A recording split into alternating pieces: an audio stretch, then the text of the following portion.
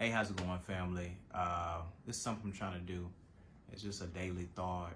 Um, it's not a Bible study, anything like that. This is just life experiences and me describing what happened throughout a day or so, and the biblical references that ties in with something that occurred in my life. So yesterday, I'm in the car, and I'm in the car with a young man, and I'm looking on YouTube, and we're waiting for Sherry. She's getting her hair done. And while I'm looking at YouTube, I see a trailer for a video about Roberto Duran. And I asked him, I said, hey, you know who Roberto Duran is? He says, no. I said, do you look at any videos on boxing? He says, no. I said, man, he says, I'm really not into sports. And I said, well, I'm not into sports either. But I do feel sports are a necessity, but maybe for a different reason. I said, the thing that interests me the most about sports, and in particular boxing, I'm really into boxing, not so much of just watching guys in the ring just throwing punches. That's not what interests me. I like backstories. I like to know the why on why a particular person is fighting. What is the origin of their fight? That interests me. And so I asked him, does he know who Muhammad Ali and George Foreman is? Of course, he knew those two people. And then I asked him about Mike Tyson, and he says, well, I never seen any fights with Mike Tyson. I said, man, it's very interesting. Mike Tyson is a guy who was 15 or 16. He was in an underprivileged community, and he goes into a gym, and it has a guy who has the experience to see the shell of potential inside of a child. And the guy starts talking to Mike Tyson and getting a feel for him. And then he puts in his mind, I'm going to make this guy the heavyweight champion of the world. And what's interesting is he tells Mike Tyson what he has to become this person. He has to become in wrestling, Cher would say, the heel. You're going to become the villain. You're going to become the bad guy. You're going to become soulless. And I need you to become this person so you can gain this world acclaim. So, as fate would have it, Mike Tyson, at the age of like 19 or 20, became the heavyweight champion of the world. And as he went on his journey, he ran into Don King, and Don King presents to him a worldview and telling him, hey man, you with this organization of people who are not your people. You need to be with your people. Your people will be able to take you to a higher height than where you currently are. And we have your best interests in heart, and we know what's best for you. Presents a contract to him. Don King is gaining a lion's share of the purses. Mike Tyson was making a lot of money still, but he wasn't a good steward. When you're young, you don't have 20/20 vision. 20/20 vision comes from being able to recall events that occurred in your life and look back and say, oh, that is what led to this. That's something that comes in your older years. And so I'm talking to this young man, and I'm explaining to him the missteps in the life of a champion. And Don King takes him on a ride. And I said, this is going to sound harsh, but even if the numbers was inverted, let's say Mike was getting 80% and Don was getting 20. I said the principle still remains that even with that 80%, he would have mismanaged 80%. He still would have ended with the same results. And I said it reminds me of the parable in the Bible of the servants, the master, and the talents. I'm going to read that story.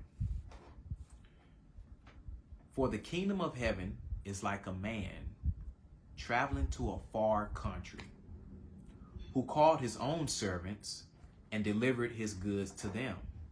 And to the one he gave 5 talents, to another 2. Now mind you, talents are currencies, monies.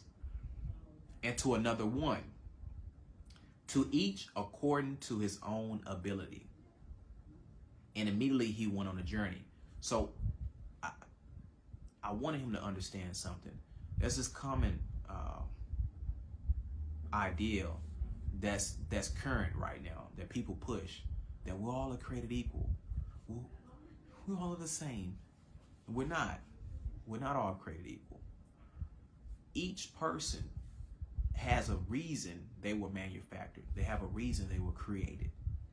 But we're going to be judged by our ability, the innate ability that God has placed inside of us. Some of us has abilities that are dormant, that when that sky parts on that fateful day, we're going to have to give account. We have things that we know we're good at, but we say things like, well, yeah, I can sing, but that's just not something I like to do. We have talents that are not being utilized properly. So he says, and to one he gave 5 talents, to another 2, and to another 1, to each according to his own ability. And immediately he went on a journey. Then he who had received the 5 talents went and traded with them and made another 5 talents. He doubles them. And likewise, he who had received 2 gained 2 more also. But he who had received 1 went and dug in the ground and hid his Lord's money. After a long time, the Lord of those servants came and settled accounts with them. So he who had received 5 talents came and brought 5 other talents, saying, Lord, you delivered to me 5 talents. Look, I have gained 5 more. It reminds me of getting your progress report. And the grades look horrible. And your mom asks, isn't it around time when you get your report card? And you say, well, no, Mom, it's not that time yet. But you have that one sibling who's done so well, they can't wait to run and present that progress report, because they understand the efforts they put forth should be praised. You notice the guy with the 1 talent, he wasn't the first person to come to the master. So he says, his Lord said to him, well done, good and faithful servant. You were faithful over a few things. I will make you ruler over many things. Enter into the joy of your Lord.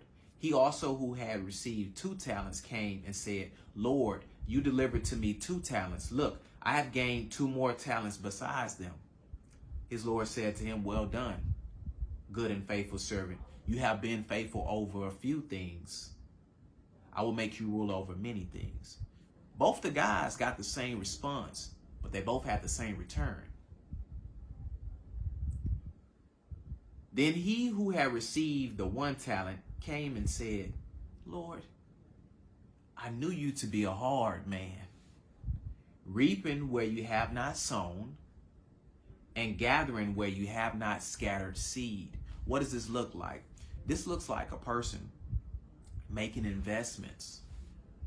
If you have a business where you tell a person, hey, go do this thing.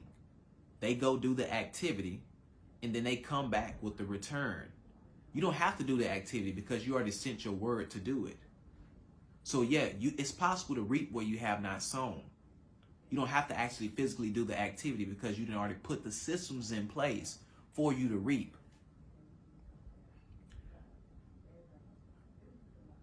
But that was fear-based, his response.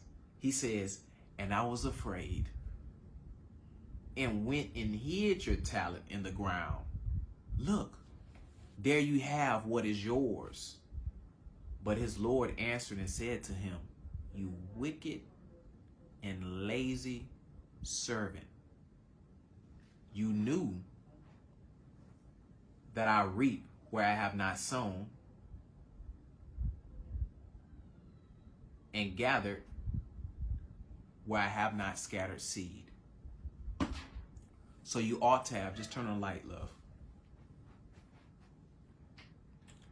So you ought to have deposited my money with the bankers, and at my coming, I would have received back my own with interest. He gave him a business tip. So it's easier to produce excuses than it is to produce results. And a person that's result oriented don't hear anything other than excuses. Now, what's to be said of this person? What should happen to this person?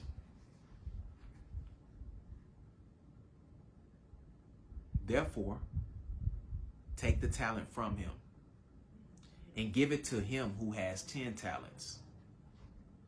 For to everyone who has, more will be given. As a principle in life. There's people that want you to believe that if they only had this little X, Y, and Z thing, then they will be in a better place. The principle says, for to everyone who has, more will be given. If you have a conversation with this person, I guarantee they're going to produce more excuses than results. Their life is a testimony of that.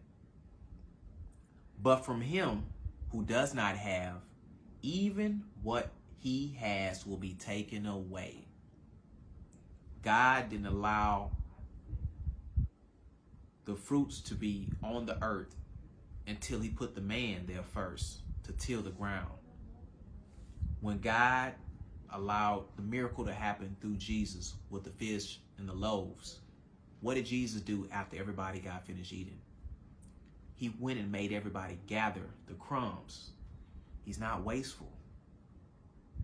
He'll produce the resources, but he don't want you to be wasteful. That's a principle. So if he sees that you're mismanaging the little that you have, he's going to take that from you. So if you don't have the things that you want, pray to God, not for more things. Pray to God for management. Lord, make me a better steward. Give me the principles and the understanding of better management.